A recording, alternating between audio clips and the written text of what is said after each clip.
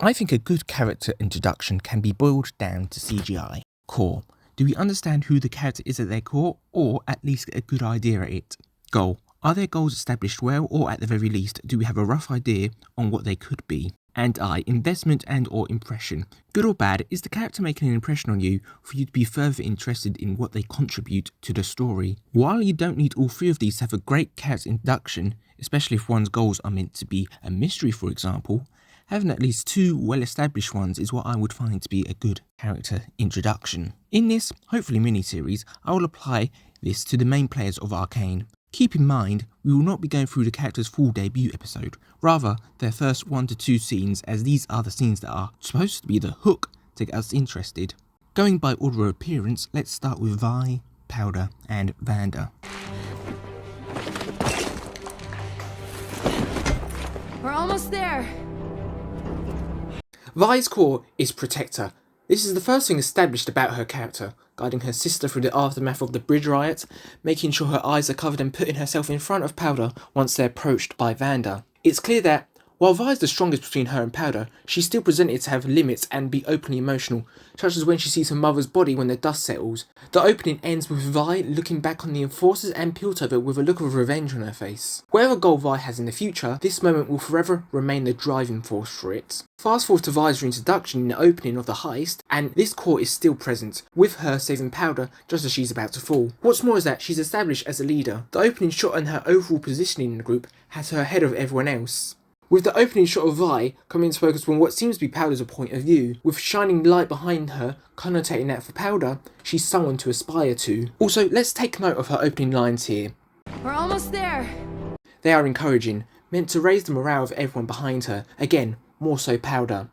Her seamlessly executing the jump from one roof to the other shows that she's the most experienced of the group, as well as carries on the natural born leader aspect of her character, as she is leading by the example she probably wants. Going on to encourage Powder to take the jump, knowing that she can do it and that Vi will assist her when needed. In terms of goals, there's no goal established for Vi in her introduction. Yes, we know she's aligned against Piltover, but I view this as more of a more so established trait rather than a goal at this point. Her heist is a short-term goal and a means rather than her overall endgame. This gets more focused in on episode 2 with her talk with Vanda on the bridge. If anything, Vi's introduction here is to look at her and Powder's day-to-day life. What does life look like for the average child/resident of Zorn? One day, I'm gonna ride in one of those things. In the bridge scene, Powder is being guided by Vi through the carnage. Her voice is the only one we hear throughout this scene, singing a song that's a plea of help from bot side to top side. The hopefulness of this song, as well as Powder's vocals, is contradicted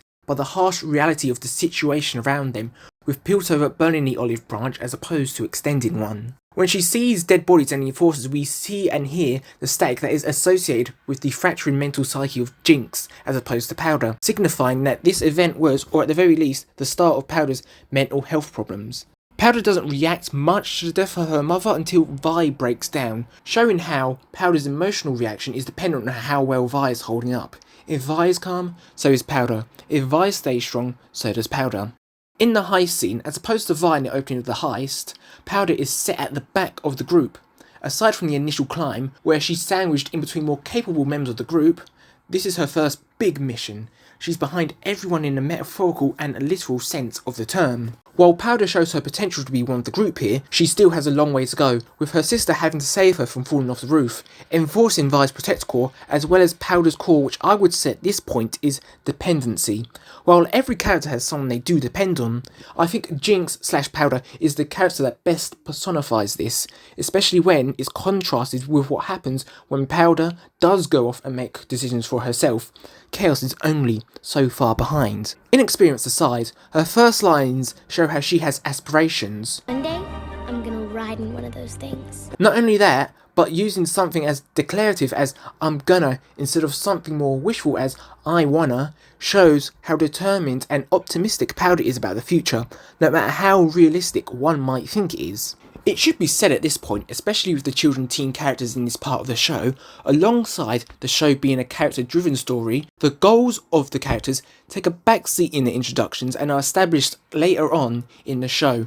At this point, characters are going through their day-to-day life, with their current actions informing the plot. Finally, with both Vi and Powder, the most important thing to convey in these introduction scenes is their bond with each other, as this is the heart and core of the show. If we see them care about each other, we get invested. I think that the introduction scenes achieve this goal. What really seals the deal for me is that in the bridge scene, Vi holds onto Powder's hand harder once the dust settles and they can see the true aftermath of the conflict. You folks need anything? Much like the two sisters, Vander is the last key character we see on the bridge riots. We first see him through Vi's perspective, beating up an enforcer, quite literally fighting for his people. When he sees the girls and looks at their mother, he comes to a realization of the reality of the price of the revolution, a price he couldn't stomach paying. He drops his cast iron fists and picks up the girls. He's given up on the violence and has embraced a new beginning, and as we later find out, he's given up on the fight. The bridge scene excels in getting us invested in Vi, Powder and Vander. It gets us to ask questions such as who and why are these two sides fighting, as well as makes us wonder how the characters we meet here will react to the events that have unfolded. Fast forwards to the present in Act 1, and we first hear about Vander from the kids. What if Vander finds out we're all the way up here? That shows how Vander is in the dark about their actions and would probably be unapproving of their heist. Besides, this is exactly the sort of job Vander would have pulled when he was our age. This also shows Vi's brashness, as not only does she think she's going to get away with it, but she also uses the what Vander did at our age excuse over the why of Vander being unapproving. Although, to be fair to Vi, while she is breaking the rules set by Vander, she is in the dark about the deal Vander has with the enforcers, which merit the rule. We are fully introduced to Vander in the last drop. Our first shot of him is him pulling drinks behind the bar for Huck. Now, maybe it's just me, but despite knowing that it is Vander, I like how the show is nonchalant with his immediate reintroduction, showing us what his regular day looks like. Also, the way the last drop is structured like a traditional pub shows that Vander prioritises community and meaningful connections within the city he leads. When saving Huck from the dealers, Jules and Vern, we see that Vander's approach to conflict is different from his bridge introduction. No longer is he actively and aggressively violent, rather he approaches the situation from a more peaceful means, a more show of assistance. When this doesn't work out, he slowly becomes more assertive to the point of using the threat of violence to force a more peaceful negotiation. A bit of advice. Don't threaten the guy who pours the drinks. Showing him how he is a provider for the Undercity. So you're Vander. Hound of the Underground. Jules and Vern reveal that they have already heard of Vander's name, and the fact that he has a nickname to that name shows the reputation and respect he has from the rest of his community. All of this clearly establishes to the audience that not only does Vander look after Vi and the rest of the kids, but the whole of the Undercity as well. So, don't threaten the guy who pours the drinks is meant in the literal sense of don't threaten the guy who provides beer and alcohol, and don't threaten the guy who helps everyone out. Vander's introduction also introduces a significant motive in the show, smoking. The act of smoking, as well as the lighting of a cigarette and or cigar, is used as a visual means of depicting power and control. Since Vander is the one who lit the pipe and kept his composure smoking it, shows how Vander had the power and control of the deal from the moment he got himself involved. Compare that to Jules, who not only was offered the pipe from Vander in the first place, but was unable to keep her composure and chokes, losing any control of the deal her and Vern once possessed. Overall, Vander's introduction displays his core as a peacekeeper. He is able to prevent violence from breaking out and prioritises breaking deals that are able to benefit everyone. However, this core aspect was also written to be flawed and interrogated throughout Act 1. Yes, Vander does keep the peace, but at what cost? His deal with Piltover only ensures both sides stay in their lane, with topside having the objectively better lane to stay in. Look around you. You think anyone topside's going hungry? Not to mention his peacekeeping comes off too many in the lanes as being weak and cowardice, causing many such as Savika to turn to others for progress. Do I look afraid? No. You look weak. So, does Vander really keep the peace, or does he keep the status quo? Give me a few seconds. The kid in Pinion's still busted. Finish it later. In the first half of episode 1, who we later find out to be Echo, is referred to as Little Man. It was a tip from Little Man.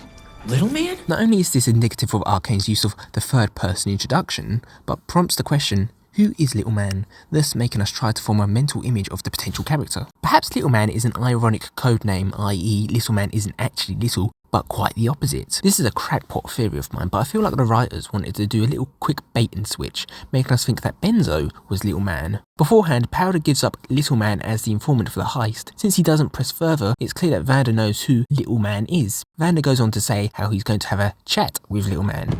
I'm gonna have a little word with your informant. Fast forward and Vander is at Benzo's talking to the titular owner. At this point, it's fair for the audience to assume that Benzo is Little Man and that their code name was indeed ironic. However, we can see that Echo is also in the room and is promptly kicked out by Benzo so he and Vander can talk. Nonchalantly, Clagger says, it was not a code name. It was a nickname for a young child. Now, I don't have much to say about Echo in this first scene. We know his first lines and him being introduced fixing the clock are a nod to his in-game abilities and his foreshadowing for season 2. Him fixing the clock also shows that he's good at gadgetry, only enforced by the contraption he has on top of Benzo's to eavesdrop into the conversation. He looks up to Vi much like Powder because of the fine technique she shows him, and he's street smart on the fact that he scammed Jace out of double the money he thinks the junk was initially worth. Bunch of stuff Benzo only keeps there for display. He paid in gold and didn't even haggle. I charged him double price. Sucker. Not to mention that he's really good at reconnaissance based on the fact that he did follow Jace back to the apartment and has gadgets to eavesdrop on private conversations. At this point, Echo, while a key character later, is more used as a means to drive the story forward. How do they know about Jace's apartment? Echo told them. How do they escape the enforcers from the lanes? Echo helps them at the last minute. How does Vi know about Vander's deal with the enforcers? Echo was eavesdropping in the first scene we saw him in. And how does Vi escape the basement of Benzo's shop and knows where to find Vander? Echo sees the whole thing. As a result, while Echo does deliver a great first impression to become one of the more universally liked characters, his introduction understandably lacks delving into his own character and goals, mostly because said goal hasn't really come into fruition yet. You were supposed to follow them and not interfere.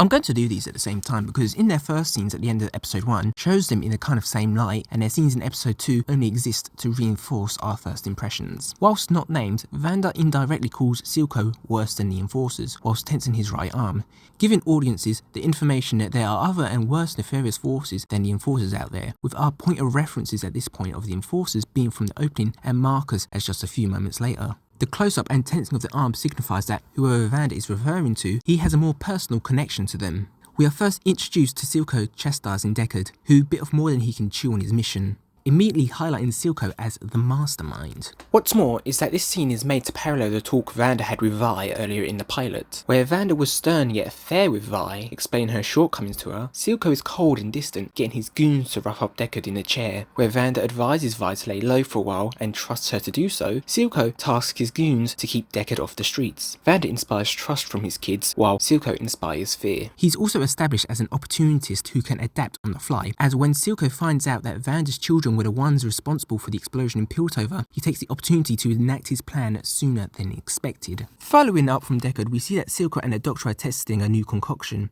Now, in writing there's a technique called Save the Cat. Quite simply, it's a quick hand method to establish whether a character is a good guy or a bad guy by having them do a good deed, i.e. save a cat. Naturally, the opposite of save the cat to establish a bad guy would be kill the cat. Arcane takes this one step further to achieve the bad guy status for Silco and the Doctor, with a technique called Royd the Rat, Kill the Cat. Essentially, at this point in the story, the writers want you to know these guys are the antagonists of this story, and while in this first act, Silco and Singed are depicted as your run-of-the-mill villains, this early establishment of their characters works well, especially in Silco's case, to be subverted later on when we are adding layers to their characters. A little danger is worth the risk, don't you think? Surprise, surprise! Much like Vander and Echo, we get an idea of Jace's character through other characters. Vi deducts that he's an inventor, and Milo says he was born lucky. Simple. Just get born lucky. Immediately giving us the impression that Jace is smart and privileged, getting what he has through having better circumstances than those in the Undercity. When Echo talks about Jace from serving him at the store, he gives us a first-person perspective on this person yet to be seen. He enforces the idea that Jace is privileged. This weirdo came into the shop, bought a whole bunch of stuff Benzo only keeps there for display. He paid in gold and didn't even haggle. Showing how he can easily afford what Benzo's shop was offering. This is also followed up by, I charged him double price. Sucker. highlighting Jace's flaw of not only lacking in street smarts but in business smarts when it comes to making deals, something the next two acts tackle. It's also key to note that didn't even haggle comes back into play in Act 3, but rather be a flaw for Jace, it becomes one of his strengths in the negotiations with Silco, almost bringing a more peaceful end to the current conflict in the cities. When we finally meet Jace in the opening of episode 2, unsurprisingly we do get confirmation that Jace is indeed privileged, having his research funded by Caitlin's parents. Careful, that's your parents' money you're dropping.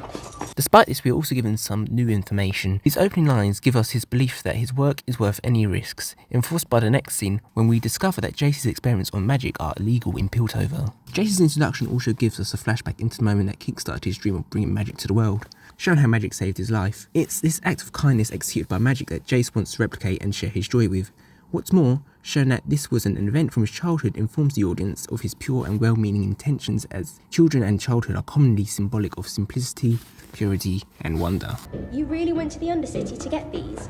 Weren't you afraid? Caitlin is introduced alongside Jace. Her first lines in the show establishes the prejudices that those on topside have about Zorn, as she sounds amazed that Jace went to the Undercity in the first place, implying that the people in Piltover think that's a dangerous undertaking. This also suggests that Caitlin herself hasn't been to the Undercity, which alongside her age and her parents is a reasonable assumption at this point that's confirmed later in the season. Also, her assisting Jace may imply a couple of things. 1. Jace and Caitlin have a close bond, that of big brother little sister. And 2. Caitlin may not have friends closer to her age.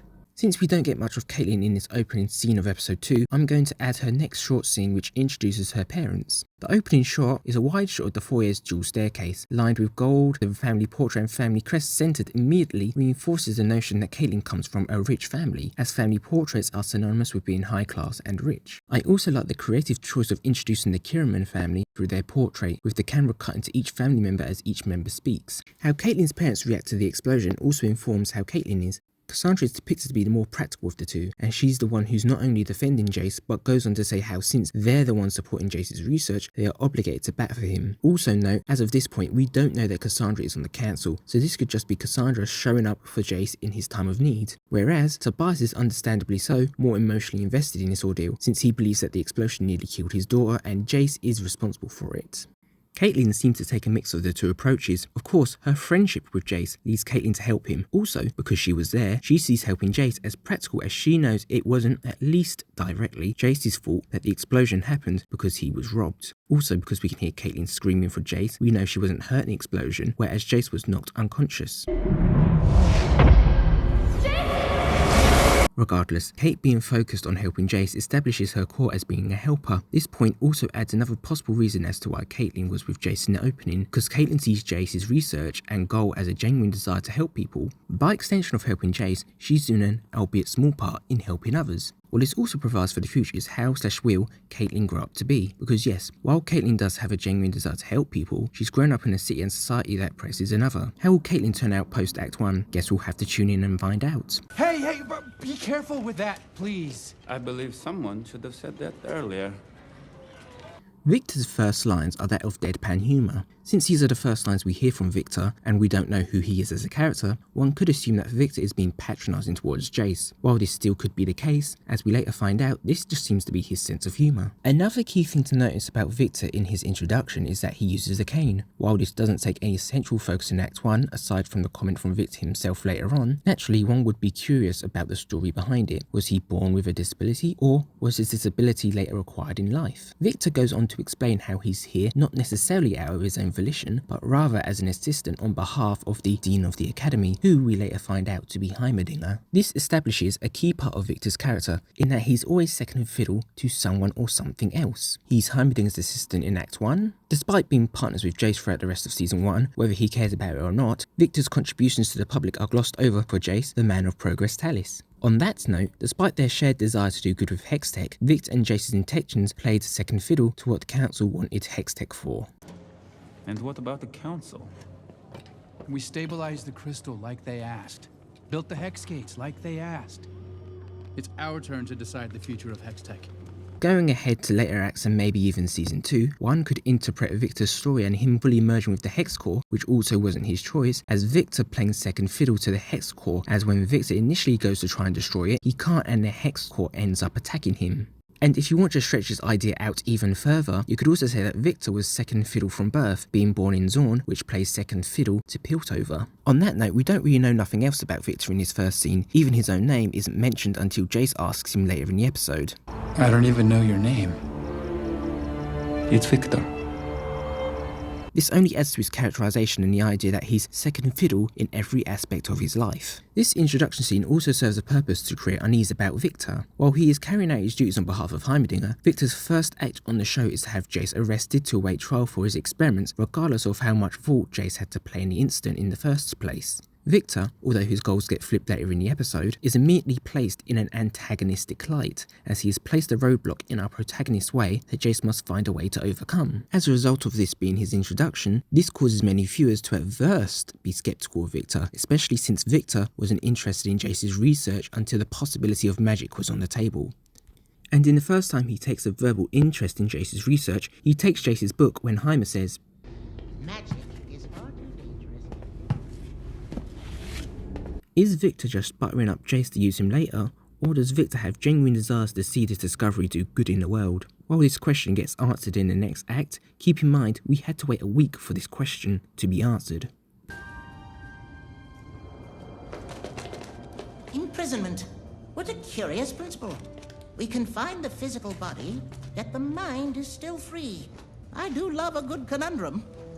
I think that Heimer's opening lines best sum up him as a whole. He ponders everything and sees everything as a mystery, but as the title of this episode would suggest, some mysteries are better left unsolved. Before meeting Heimerdinger, all we know about him that he is the Dean of the Academy, as well as the head of the council. From this, one would assume that whoever this would be is someone who would be more serious and have a more serious look about them. However, this would later be contrasted with the reality as, out of all the characters introduced so far, Heimer is by far the most whimsical. His shadow looms over the door, insinuating a large intimidating figure, only to be revealed to have a smaller stature. The top heaviness of his head almost causes him to fall over, and his attitudes towards the situation is more light-hearted than one would expect. Especially to those who aren't familiar with League and its lore, Heimer serves as the audience's introduction to the universe's more mythical elements. Granted, we've seen a myriad of races and magic before his introduction, but Heimerdinger is the first mythical being we've been introduced to that's been given importance in the narrative so far. Specifically, Heimerdinger being a Yordle, a race of immortal spirits. Despite being made of magic, it's his immortality that takes centre stage here, as he's revealed to be 207 years old compared to Jace's youthful 24. The fact that the writers chose to highlight this difference connotes that this difference between Heimer's long lifespan and Jace's average human lifespan will play a role in the story later. Ultimately, this scene serves to establish Heimer as Jace's antagonist and foil. While he does nothing nefarious towards Jace, the most he really does in this scene is advise Jace to not tell the council about magic due to the city's attitudes towards it. It's Heimer's age, experience and his position as head of the council that not only provides a challenge to Jace in this scene, but throughout season 1 until Jace gets Heimer voted off the council. More specifically to the story, Heimer serves to be a herald of doom, warning Jace that tinkering with the arcane is dangerous, being the other side of the argument of using magic and later the further integration of hex tech in society, pondering the famous dilemma put into the mainstream by Jurassic Park of whether they should use hex tech as opposed to whether they could. Heroes received your letter.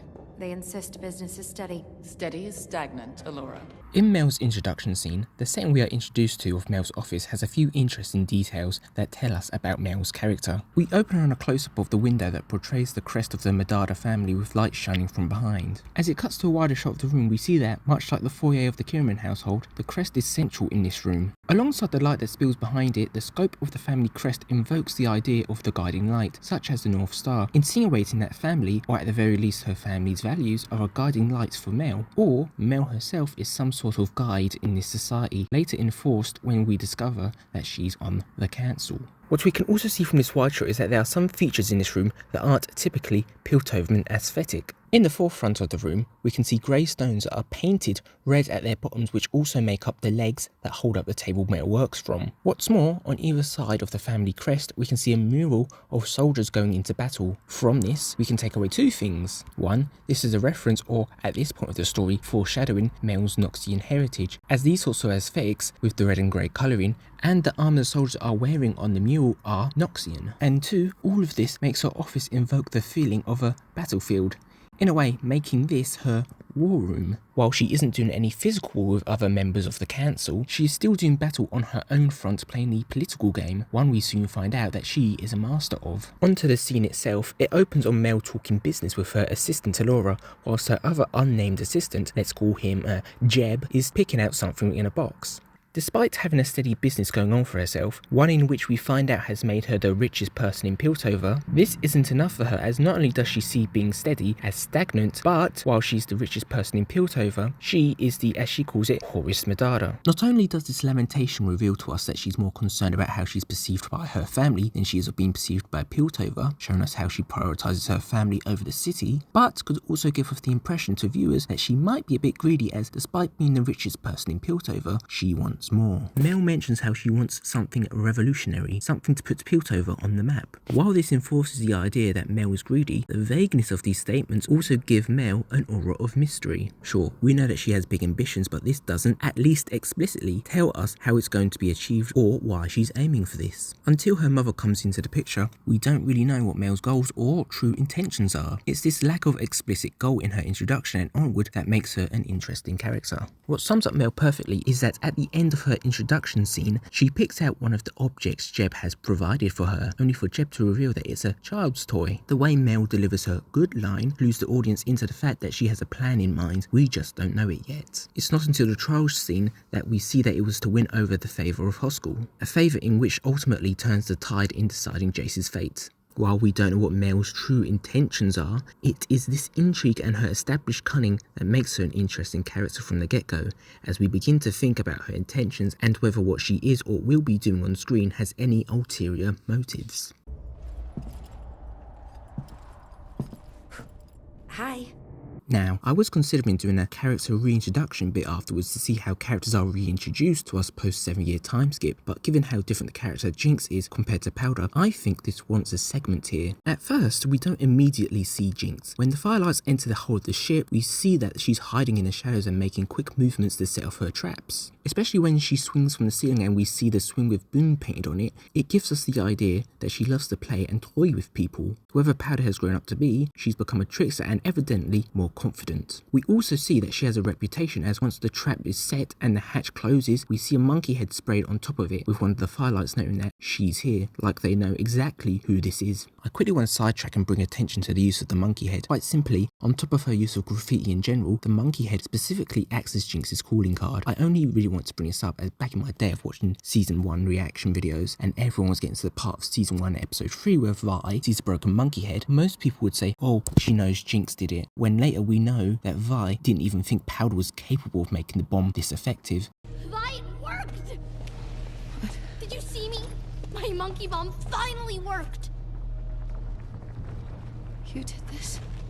If anything, seeing that monkey head indicated to her that Powder is here rather than Powder is responsible. What the writers immediately do is set the narrative that Jinx is a more capable version of Powder, as when her bombs do go off this time, it's not with a small puff of smoke like in episode 1, nor is it an uncontrolled and uncontained overkill like in episode 3. Rather, the bombs go off just right and kill the necessary targets in the hole. This idea is only enforced as when she finally does go toe-to-toe with the firelights, she makes light work of them, taking out another 2 immediately, using her bombs and guns to the best of her abilities, even using melee combat at times, challenging her MVC Dr. Doom. Foot dive! The difference between Powder in Act 1 to her in episode 4 are pretty much night and day. With all this being said, however, while Jinx is a step up from Powder, they are still the same person with the same lived-in experiences, as when she slaps the mask off the Firelight Girl, she sees the face of her thought dead sister Vi and freezes up, showing how she's still reeling from the event that separated them over half a decade ago. What's more is that at this point she loses all composure and uses her minigun to start shooting everywhere with no regard of where she's aiming, hitting Gustav in the process. Despite time making her better, she still has the tendencies to jeopardize missions, and instead of getting flack from Milo, at least in reality, she's getting flack from Savika. Of course, while they don't completely fail their mission, as Silco brings up later, the Firelights were a target, and most are dead. The consequences of injuring Gustav and him having to hide does set off a snowball effect which allows Caitlin to do more investigating and gives her lead for the end of the episode that leaves us to Vi, and thus sets the rest of the narrative into motion. The goal with this introduction to Jinx is to show how much the two characters differ and stay the same. Her improving on her setbacks whilst also still reasonably carrying issues from her past adds even more layers to get interested in.